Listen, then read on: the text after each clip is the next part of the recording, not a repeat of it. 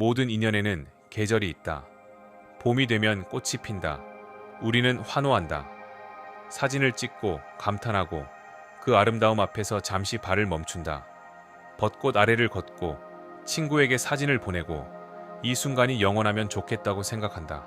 그리고 얼마 지나지 않아 꽃이 진다. 바람이 불면 꽃잎이 떨어지고 나무는 다시 앙상해진다. 그런데 우리는 슬퍼하지 않는다.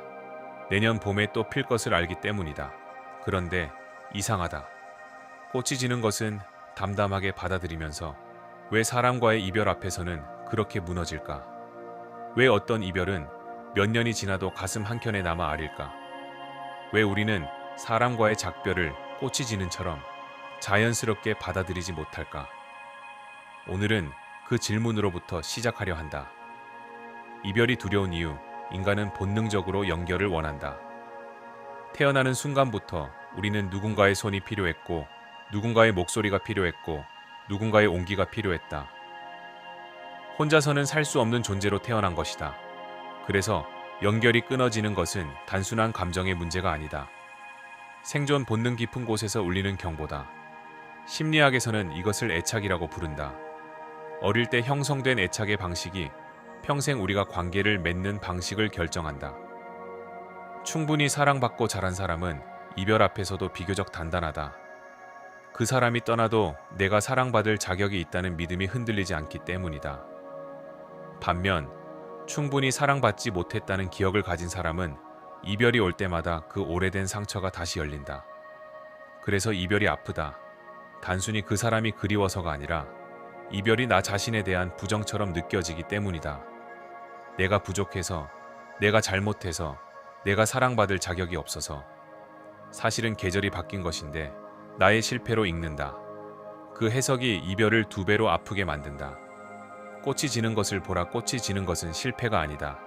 계절이 흐르는 것이다. 봄이 왔으니 꽃이 피고 봄이 가니 꽃이 진다. 거기에 잘못은 없다. 꽃이 부족해서 진 것이 아니고 봄이 나빠서 떠난 것이 아니다. 그저 그것이 자연의 리듬이다. 억지로 붙잡으려 해도 계절은 간다. 그리고 아무도 계절이 지나갔다고 봄을 탓하지 않는다. 그리고 중요한 것이 있다. 꽃은 지면서도 뿌리를 남긴다. 우리 눈에는 보이지 않지만 땅속 깊은 곳에서 뿌리는 살아있다.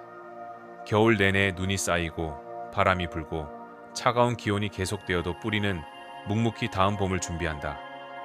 보이지 않는다고 해서 사라진 것이 아니다. 그저 보이지 않는 곳에서 준비하고 있는 것이다. 나무는 꽃이 진 뒤에도 흔들리지 않는다. 여름엔 푸른 잎을 키우고 가을엔 물드는 색을 보여주고 겨울엔 조용히 다음을 준비한다. 꽃이 전부가 아니었던 것이다. 꽃은 그 나무가 가진 많은 계절 중 하나였을 뿐이다. 인연도 정확히 그렇다. 인연에도 계절이 있다. 살면서 만나는 모든 사람이 평생 함께 할 수는 없다. 어떤 사람은 봄처럼 온다. 환하고 따뜻하고 새로운 에너지로 가득 차서 그 사람과 함께하는 시간은 꽃처럼 아름답다. 처음 만났을 때의 설렘, 서로를 알아가는 기쁨, 함께 있는 것만으로도 좋았던 그 시간들. 그런데 봄이 영원하지 않듯 그 관계도 영원하지 않을 수 있다. 어떤 사람은 여름처럼 온다. 뜨겁고 강렬하고 압도적으로. 그 관계는 우리를 성장시키고 때로는 태울 듯이 힘들게도 한다. 갈등도 많고 눈물도 많고 그러나 그만큼 깊이도 있다. 그 사람과의 시간은 삶에서 가장 강렬한 챕터로 남는다. 어떤 사람은 가을처럼 온다. 성숙하고 조용하고 깊은 색깔을 가진, 말이 많지 않아도 편안하고 함께 있으면 차분해지는 사람. 그 사람과 함께하면 삶이 풍요로워진다. 그리고 어떤 사람은 겨울처럼 온다. 차갑고 힘들고 때로는 숨막히게. 그런데 역설적으로 그 관계가 우리를 가장 단단하게 만든다. 겨울을 견딘 뿌리가 더 깊어지듯 힘든 관계를 통과한 사람이 더 강해진다. 그리고 그 계절이 끝날 때 사람은 떠난다. 그 사람이 나쁜 것도 내가 부족한 것도 아니다. 그저 그 인연의 계절이 다한 것이다. 봄이 지나도 봄이 나빴던 게 아니듯 떠난 사람이 있어도 그것이 실패는 아니다. 우리는 그냥 각자의 계절을 함께 살았던 것이다. 그리고 그 계절은 아름다웠다. 이별이 남기는 것, 그렇다면 이별은 아무것도 남기지 않는가? 그렇지 않다. 꽃이 지면서 뿌리를 남기듯 모든 인연은 우리 안에 무언가를 남긴다. 그 사람과 함께 웃었던 기억, 그 사람 덕분에 알게 된 나의 새로운 모습, 그 관계를 통해 배운 사랑하는 법과 상처받는 법, 이것들은 사라지지 않는다. 처음으로 누군가를 진심으로 좋아했던 그 감각, 누군가를 위해 새벽에 달려갔던 그 마음, 말하지 않아도 서로를 알았던 그 눈빛, 이 모든 것이 그 사람이 떠난 뒤에도 내 안에 남아 나를 만들어간다. 오히려 그 뿌리들이 쌓여서 지금의 나를 만들었다. 내가 지금 누구인지는 지금까지 만난 모든 사람들의 합산이다. 첫사랑이 가르쳐준 설렘, 오래된 친구가 보여준 충성심, 힘들었던 관계가 준 단단함. 그들이 떠났다고 해서 그 영향이 사라지는 건 아니다. 그 사람들은 이미 내 안에 남아있다. 이별이 끝이 아닌 이유가 바로 이것이다. 관계는 끝나도 그 관계가 나에게 준 것은 끝나지 않는다. 진짜 상실은 무엇인가? 많은 사람들이 이별 후 이렇게 결심한다. 다시는 이렇게 상처받지 않겠다. 다시는 이렇게 마음을 주지 않겠다. 다시는 누군가에게 이렇게 의존하지 않겠다. 차라리 혼자가 낫다. 어차피 다 떠난다. 기대하지 않으면 상처받지 않는다. 이해한다. 그 마음이 얼마나 절실한지. 이별의 고통이 너무 커서 그 고통을 다시 겪느니 차라리 아무것도 느끼지 않겠다고 결심하는 것이. 마음을 닫아버리면 적어도 더 이상 아프지 않을 것 같은 그 느낌이. 하지만 그것이 진짜 상실이다. 떠난 사람이 상실이 아니다. 이별 때문에 다시는 피어나지 않겠다고 결심하는 것. 그것이 진짜 상실이다. 꽃이 지고 나서 뿌리마저 뽑아버리는 것. 다음 봄이 와도 더 이상 피지 않겠다고 결심하는 것. 그 결심이 우리를 영원한 겨울에 가둔다. 상처받지 않으려고 마음을 닫은 사람은 안전할 수 있다. 하지만 동시에 더 이상 아무것도 느끼지 못한다.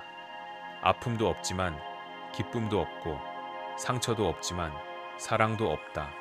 그것이 삶인가? 우리가 진짜 지켜야 할 것은 떠난 사람이 아니라 다시 피어날 수 있는 나 자신의 능력이다. 다시 피어나는 법. 이별 후에 필요한 것은 빠른 회복이 아니다. 꽃도 겨울을 건너뛰지 않는다.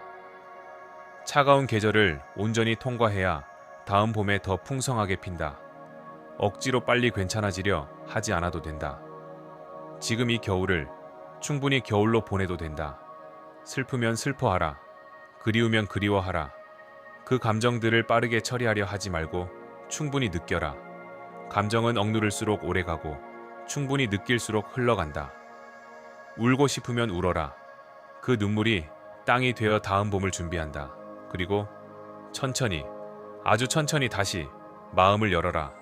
다음 사람에게, 다음 관계에게, 다음 인연에게. 처음엔 작게 열어도 된다. 아주 조금만. 그 작은 틈새로 봄이 들어온다. 두려운 건 당연하다. 또 상처받을 수 있다는 것도 안다. 하지만 뿌리가 살아있는 한 봄은 다시 온다. 그리고 한 번 더 피어난 꽃은 처음보다 더 깊은 뿌리를 가지고 있다. 당신에게 오늘 이 글을 읽는 당신에게 묻고 싶다. 지금 어떤 계절을 보내고 있는가? 누군가를 떠나보낸 후 긴 겨울을 지나고 있는가? 아니면 아직 이별의 아픔이 차에 가시지 않아 그 자리에 머물러 있는가? 혹은 마음을 닫고 더 이상 봄이 오지 않아도 된다고 결심한 채 살고 있는가? 어느 쪽이든 괜찮다. 겨울이 길다고 해서 봄이 오지 않는 건 아니다. 꽃은 매년 진다. 그리고 매년 다시 핀다. 겨울이 아무리 길어도 뿌리가 살아있는 한 봄은 반드시 온다. 당신 안의 뿌리는 아직 살아있다. 그러니 당신도 반드시 다시 핀다.